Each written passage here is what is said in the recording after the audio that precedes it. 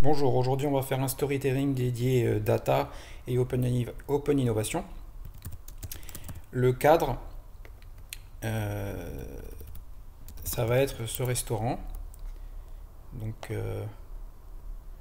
un restaurant où je vais souvent et qui est vraiment très innovant en termes de cuisine et de culture. Donc voilà, ça c'est leur site web.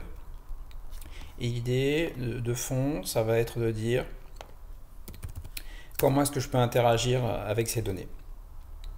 Donc déjà par exemple, est-ce qu'il existe un SDK? Donc oui, il existe un SDK. Est-ce que par exemple je peux faire de la data science? Donc oui, là je tombe sur la même repo. Ou tout simplement de la data. Donc là, on va tomber sur cet article-là. Je vais ouvrir ensuite sur quoi je suis tombé. Et si je suis un développeur Python, sur quel genre de ressources je vais tomber? Donc sur l'introduction ici.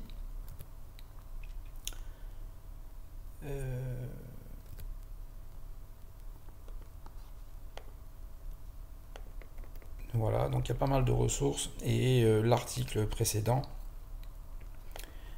qui est ici sur lequel j'ai déjà blogué. Donc le but d'aujourd'hui, donc ça c'est le source code. Et le but de ce projet, donc c'est simple, hein, c'est interagir avec les données, notamment des menus qu'on va consommer sur place. Donc ce sont ces données-là, ici. Donc voilà, par exemple, du 30 mai au 2 juin, on a ces plats-là. Donc on va interagir avec ça et on va voir ce qui se passe. Qu'est-ce qu'on peut faire? Donc le SDK est déployé sur PyPy. On va regarder.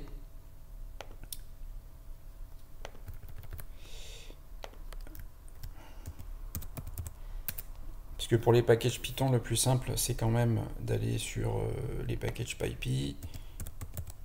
Donc on va voir si on le trouve bien. Voilà, donc c'est un package PyPy, tout ce qu'il y a de plus classique, et pour l'utiliser, c'est extrêmement facile. Donc on va... Ça, c'est l'article Kaggle précédent, et aujourd'hui, on va passer à un nouvel épisode autour de ça. Et je vais vous expliquer la genèse et l'inspiration qui ont fait que je me suis lancé dans cette nouvelle aventure. Donc tout a commencé par la découverte d'un tweet.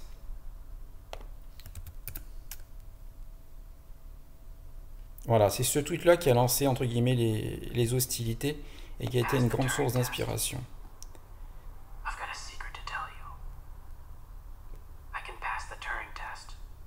Voilà, ça a été la première découverte, donc c'est-à-dire que ça a été généré par de l'intelligence artificielle, totalement avec du code. Et l'idée de base, ça a été en fait de lire, de faire cette expérience-là,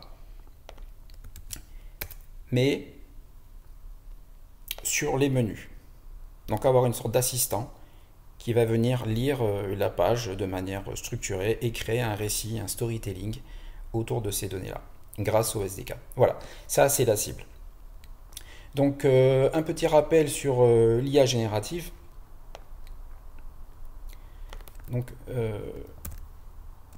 on va faire l'IA générative. Alors, qu'est-ce que l'IA générative? Explique-moi comme si j'avais 5 ans.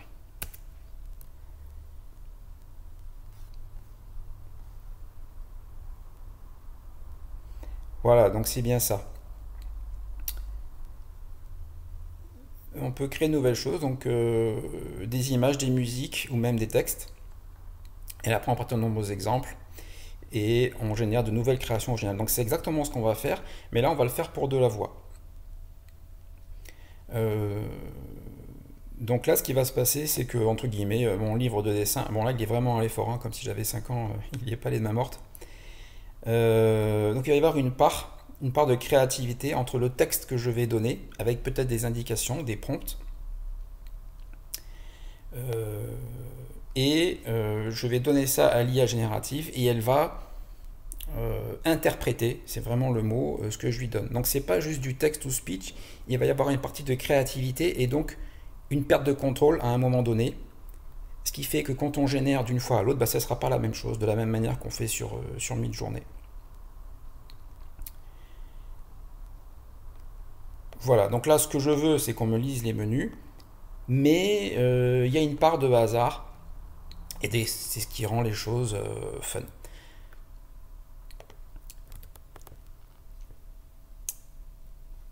Alors, on va mettre, donc pour faire ça, la librairie qu'on utilise s'appelle Bark. C'est une librairie open source et qui est en développement très actif. Donc pour la faire tourner, il faut du GPU, hein, donc ça c'est la base. Et donc quand j'ai découvert ça, je suis allé regarder le repo. Et donc on voit que le code, dans sa forme la plus simple, est assez compact. Et on a des exemples de réalisation. Hello, my name is Suno, and I like pizza. But I also have other interests such as playing. Donc là, ce qu'on remarque tout de suite, c'est l'aspect totalement naturel de la chose. Vraiment, c'est difficile à deviner que c'est une machine. Et également, donc ça c'est le prompt. Et on constate des tags. Donc ça, ce sont des indications, des hints pour diriger l'intelligence artificielle. Le nombre de langages supportés est très important. Et surtout, ce qui est super, c'est que comme l'IA va interpréter, d'après le contexte, la langue. Donc elle va pouvoir basculer et appliquer des accents, par exemple, sans qu'on ait à le coder. Der Dreißigjährige Krieg war ein verheerender Konflikt, der Europa stark geprägt hat. This is the beginning of the history. If you want to hear more, please. Voilà, donc là, par exemple, elle a détecté que le contexte, c'était de l'allemand. Et donc, quand elle va se mettre à parler anglais, elle va le faire avec un accent allemand. Et ça, elle va le faire toute seule. Donc là, c'est toute la subtilité. Et donc, ça mène des fois à des bugs rigolos, éventuellement. Également, ce qu'on peut faire comme hint, c'est d'écrire un texte, mais en lui disant que c'est quelque chose à chanter. Donc là, par exemple, le hint, donc le prompt, on va indiquer une petite note de musique. In the jungle, the mighty jungle, the lion barks tonight. Voilà. Et ensuite, ce qu'on peut faire également, ce sont des voice presets. Donc il y a des collections de voix qui ont été préparées en amont. Et donc ça, c'est ce qu'on appelle le history prompt. Et on a des collections où on peut appliquer une voix à un contenu. Donc là, par exemple, ça va être une personne en anglais, et puis l'ID c'est 1. Donc, I have a silky smooth voice. voilà. Donc après, c'est pratique si on veut figer une voix dans le temps. Voilà pour l'introduction rapide. Donc je vous avais pas menti, hein, les langues supportées, c'est en constante évolution. Et aujourd'hui, la démo, ce qui nous intéresse, c'est qu'on va le faire en français. Également, donc les explorations de voix c'est un constant effort. En fait, il y a beaucoup de contributeurs. Et donc, il y a des gens qui ont commencé à préparer des collections avec des prompts où on arrive à générer des ambiances avec des directives. Donc là, par exemple, on va se préoccuper du français. Donc, Je vous souhaite à tous une vie remplie de paix, d'amour et de joie. voilà. Donc là, par exemple, donc c'est un homme. Et on met des sentiments, on décrit comment on veut la voix à la fin. Il y en a d'autres en français. Donc vous voyez un peu la philosophie de la chose. Donc c'est super open. Et bah, il y a toute une communauté qui est en train de chercher. Donc là, par exemple, une voix calme, jeune et très claire, très cristalline, on va dire. Alors mes chers amis, prenons le temps de ralentir, de respirer et de nous rappeler ce qui est vraiment important. Voilà. Donc là, on a mis des indications qu'il fallait que ce soit calme, une voix jeune, et donc on a obtenu ce résultat-là. Et on a également dit que c'était une femme. Et évidemment, on peut après contribuer des générations qu'on a découvertes, puisque là, il s'agit en fait vraiment de découvertes. Donc maintenant que je vous ai présenté la cible, ben, je vais vous présenter le code, l'expérience du jour. Voilà. Donc, c'est un proof of concept. Et je rappelle que j'utilise Suno AI. Voilà. Donc, rappel du site web officiel.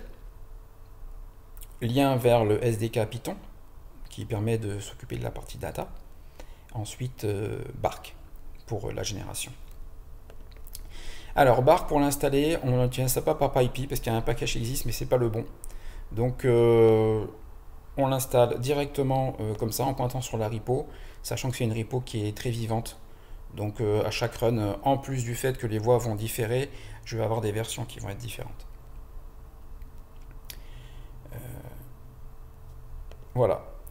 Donc là, ça va être la partie qui va être un peu longue. Donc, je vais charger les modèles de Bark. Et donc, comme on peut voir, hein, ce sont vraiment c'est assez gros. Donc là, il y a 5,3 gigas. Voilà, donc ça prend pas mal de temps. 4 gigas ici. Donc vous voyez que ça prend pas mal de temps. Donc je vais pas le faire en direct. Et vous voyez l'historique. Ensuite vient la scénarisation du contenu. Donc il faut savoir que Bark va générer des fichiers son, mais pas plus de 13 secondes. Donc ça veut dire qu'il faut segmenter et organiser tout le scénario, tout le discours. Donc j'ai fait une première scénarisation. Donc quand on va au restaurant, il y a une espèce de protocole qui se met en place. Donc j'ai imaginé un protocole pour cette expérience. Donc là d'abord, ça va être le message de bienvenue dans l'expérience. Donc je dis que j'aimerais bien que la voix commence par rigoler, puisque c'est comme si une expérience rigolote, qu'elle se racle la gorge, afin d'avoir une voix plus claire, et ensuite je lui donne le discours. Donc là j'ai mis Nouméa en majuscule, c'est pas une erreur, c'est pas une typo, c'est pour mettre de l'emphase. Donc dès qu'on va mettre en majuscule, l'IA va interpréter ça comme une emphase, et donc elle va accentuer sur cette partie-là. Ensuite, j'enchaîne sur l'intro, deuxième partie, un peu plus contextualisée. Et ensuite, je vais attaquer sur un contenu statique, donc l'ardoise intro. Alors, l'ardoise intro, qu'est-ce que c'est? Eh bien, en fait, avec le SDK, ce qu'on va faire, c'est qu'on va venir... L'ardoise intro, c'est ça. Donc, on va aller sur le site avec le SDK et on va récupérer cette phrase. Et ainsi, on peut se positionner dans le temps, savoir de quoi on parle et à quel moment cette citation, cette expérience se place, afin que le client final puisse savoir si c'est toujours valide ou pas. Ensuite, menu intro, donc là la séquence c'est que le serveur vient à votre table et vous lit la liste des plats. Ensuite, une fois qu'on a fini de manger le plat salé, la serveuse vient et nous demande si on s'est régalé et si on veut passer au dessert. Donc là en fait c'est la transition, c'est l'intro vers en fait la carte des desserts. La carte des desserts, qu'est-ce que c'est? Donc tout est segmenté dans le SDK. Donc, dans le menu, sur place, il y a les plats, donc les plats salés, et ensuite les desserts. Donc là, quand on va passer à la carte des desserts, on va uniquement se concentrer sur la lecture de ceci, par le robot. Une fois qu'on a fini les desserts, on fait la conclusion. Donc on se nettoie la gorge, on se racle la gorge, et j'enrichis avec le discours par la suite. Donc ça, ce sont tous les contenus statiques que j'ai tunés pour essayer d'avoir un résultat optimal. Ça peut continuer à être tuné à l'infini, rajouter des expressions. Par exemple, j'ai pas utilisé le flag Clear Voice par exemple, mais on pourrait. Maintenant, on va attaquer la partie data. Donc là, j'installe le SDK pour interagir avec le site, puisque là, ce qu'on va faire avec le SDK, on va faire un petit robot qui vient, qui fait ce que je suis en train de faire en direct. Il vient ici. Première chose qu'il fait, il vient lire l'ardoise. Ensuite, il vient lire les plats, donc le titre, le prix, la description. Et ensuite, il va venir lire la carte des desserts, le titre et la description. Voilà. Et il va lire strictement ce qui est ici. Donc on y va, on prépare notre instance, on prépare un tableau de menu, de plats, et ensuite on va charger les plats dans la liste des plats. Et on va également charger la liste des desserts. Donc là, on a déjà notre colonne vertébrale de données. Et ensuite, on va coder la génération de l'expérience sonore. Donc j'ai le discours final dans lequel on vient appender, ajouter en bout les morceaux de son. Donc là on voit le history prompt, je ne l'ai pas factorisé, mais c'est là qu'on vient indiquer les détails qu'on veut. Donc moi par exemple j'ai voulu French speaker et c'est une femme. J'aurais pu le factoriser plus haut et lui donner d'autres indications, ce que je ferai probablement dans une nouvelle version. Également, je mets un petit peu de silence entre deux parties, donc j'enrichis. Là vraiment je suis en train de coder le son. Là c'est la partie qui correspond à la partie un petit peu statique si on veut.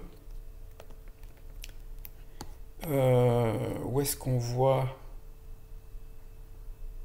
Voilà, donc là par exemple je viens présenter l'ardoise, donc ça se passe ici. Donc vraiment au sens strict, je prends mon template ardoise et je mets le contenu de l'ardoise.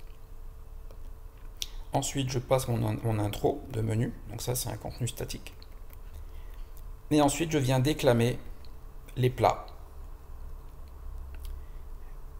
ici. Donc je prépare mon speech et ensuite je génère l'audio de mon speech. Donc là par exemple j'ai mis la somme en francs puisque je dispose du prix de manière entière, et donc je mets francs, je fais mon speech, je génère le son et je continue. Pour les desserts c'est pareil, donc pour chaque dessert je récupère le plat, les détails, c'est-à-dire la description, un petit peu la recette, qui est généralement assez inspirante, et ensuite je rajoute le prix, et je rajoute à la chaîne. Et ensuite j'enchaîne sur la partie statique de sortie, et je récupère mon point wave en sortie, mon expérience audio. Donc là ça prend pas mal de temps, généralement ça prend à peu près 15 minutes. 15 minutes, donc et j'ai du GPU. Le fichier de sortie est assez gros, comme on verra plus tard, donc j'ai pris le parti de compresser ensuite pour pouvoir mieux le transporter sur le web ou le partager en MP3 et en WebM. Donc comme ça rend les choses plus faciles à transporter. Donc une fois qu'on est sorti ici, on a fini le codage.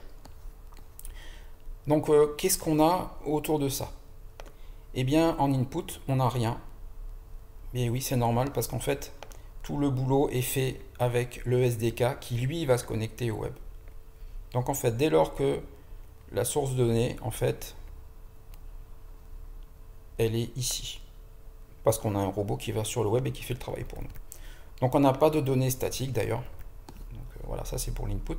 Donc input rien si ce n'est le web.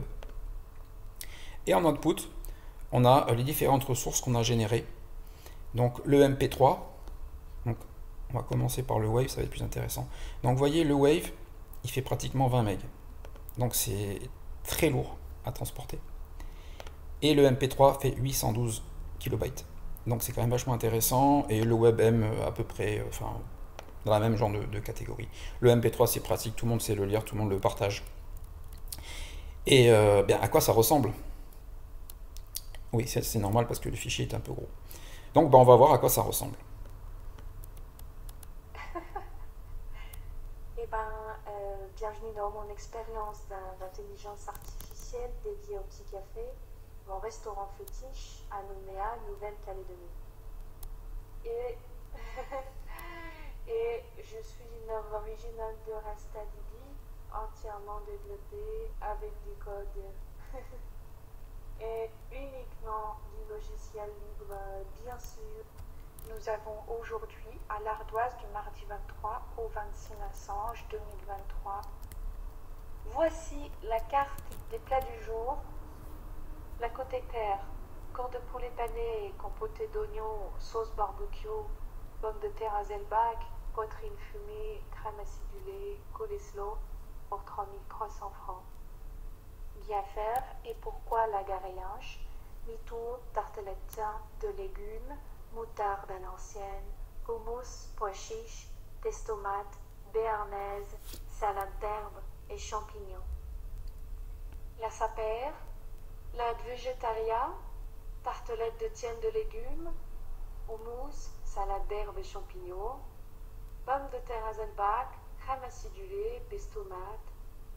À suggestion du mois, pour croustillant, salade mélangée papaye verte cacahuète, condiments sapé, frites de manioc, pour bénéfice 650 francs.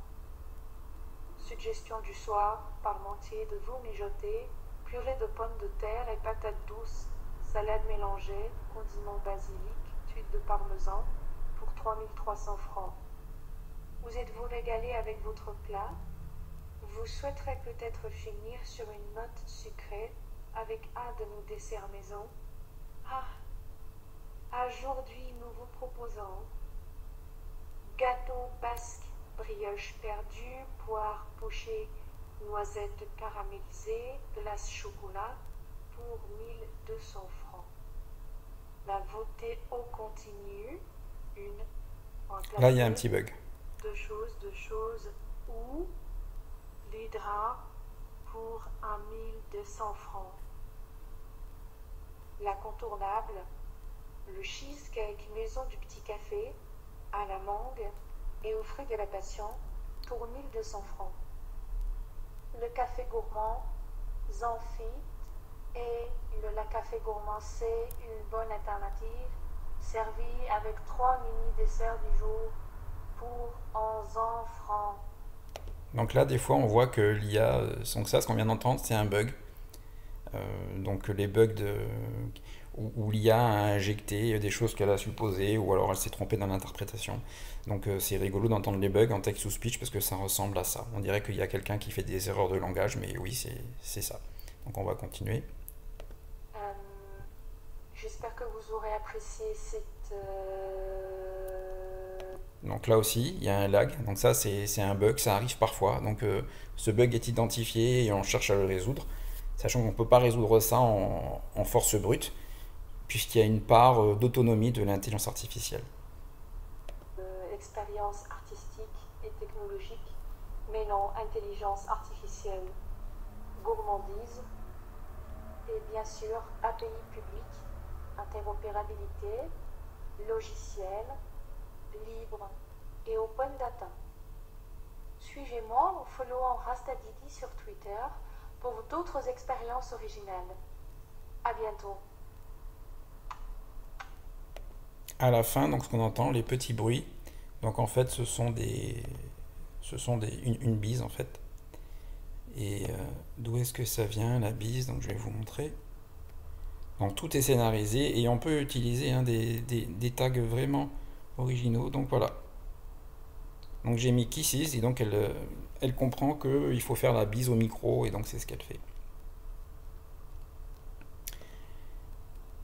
Donc maintenant qu'on a des sons, on aimerait bien finaliser l'expérience et mettre carrément un visage dessus.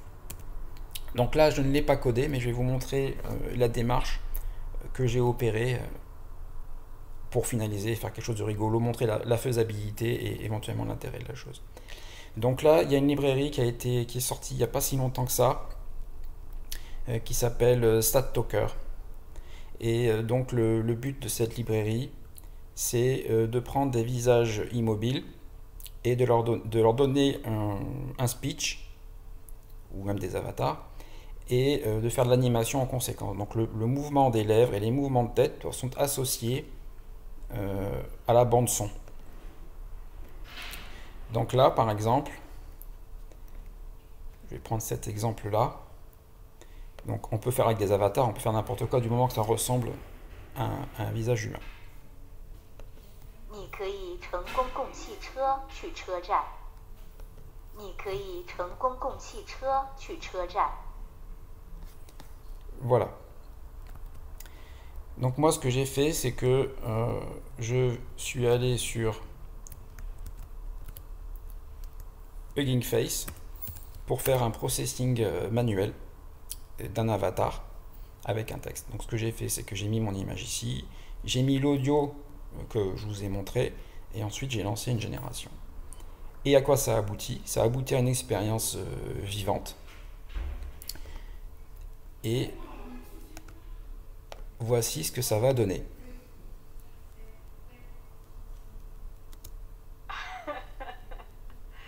Bienvenue dans l'expérience d'intelligence artificielle dédiée au petit café. Mon restaurant fétiche animé à Nouvelle-Calédonie. Ceci est une œuvre originale 100% digitale de Restadi.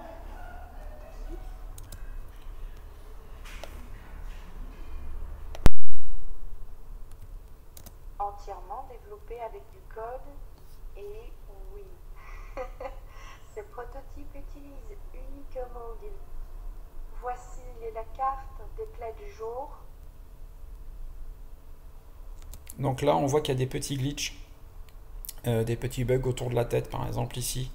On voit que c'est flou, mais par contre les expressions sont pas mal et on voit que le corps est totalement statique. Tête côté terre, burger de poulet pané, compoté d'oignons, sauce barbecue, pommes de terre à Zedbach, poitrine fumée, crème acidulée, coleslaw pour 3300 francs. Voilà, là on voit les petits glitches. Mi-cuit de thon, tartelette, tiens de légumes, moutarde à l'ancienne, houmous, pois chiches, pesto tomates, béarnaise, salade d'herbe et champignons pour 3300 francs. Plate végétarien, tartelette de tiens de légumes, houmous, salade On voit les petits mouvements de tête, l'interprétation est pas mal, elle est vivante. d'herbe et champignons, pommes de terre à Zellbach, crème acidulée, pesto tomate. Suggestion du mois, porc croustillant, salade mélangée, papaye verte cacahuète, condiments saté, frites de manioc pour 2650 francs. Suggestion du soir, parmentier de veau mijoté, purée de pommes de terre et patates douces, salade mélangée, condiments basilic, tuile de parmesan pour 3300 francs. J'espère que vous vous êtes régalé avec votre plat. Vous souhaiterez peut-être finir sur une note sucrée avec un de nos desserts maison. Aujourd'hui, nous vous proposons gâteau basqué, brioche bardue, poire pochée, noisettes caramélisées, glace chocolat pour 1200 francs. T'aurais fait 1202 choses. Tarte feuilletée, crème d'amande, granny smith, mousse calvados pour 1200 francs. L'incontournable, le cheesecake maison du petit café à la mangue et aux fruits de la passion pour 1200 francs. Le café gourmand, c'est une bonne alternative, servi avec 3 mini-desserts du jour pour 1100 francs. Voilà, donc là elle a bien interprété les directives de raclement de gorge par exemple. J'espère que vous aurez apprécié cette expérience artistique et technologique mêlant intelligence artificielle, gourmandise, accessibilité pour les malvoyants et bien sûr API public, interopérabilité, logiciel libre et open data. Suivez-nous en followant Rastadidi sur Twitter pour d'autres expériences originales. À bientôt. Voilà, là elle a fait la bise. Donc ça marche plutôt pas mal. Il y a quelques petits bugs, mais il faut se rappeler que c'est une librairie en pleine construction et open source, donc qui est libre d'exploitation. La seule chose, c'est qu'il faut pas mal de puissance de calcul, il faut du GPU. C'est très consommateur en GPU. Ben voilà, ça clôt la démonstration. Donc pour bien finir, ce que je vais faire, c'est que je vais rendre devant vous le notebook public. Et dans la foulée, je vous ferai l'article qui va avec. Donc j'espère que ça vous aura inspiré. En tout cas, c'est très, très intéressant à dérouler comme expérience et ça ouvre beaucoup de perspectives. Et si vous avez d'autres idées, n'hésitez pas à utiliser le SDK qui est disponible ou à réagir directement en commentant sur le notebook ou sur la repo. Voilà, ça clôt la démonstration du jour.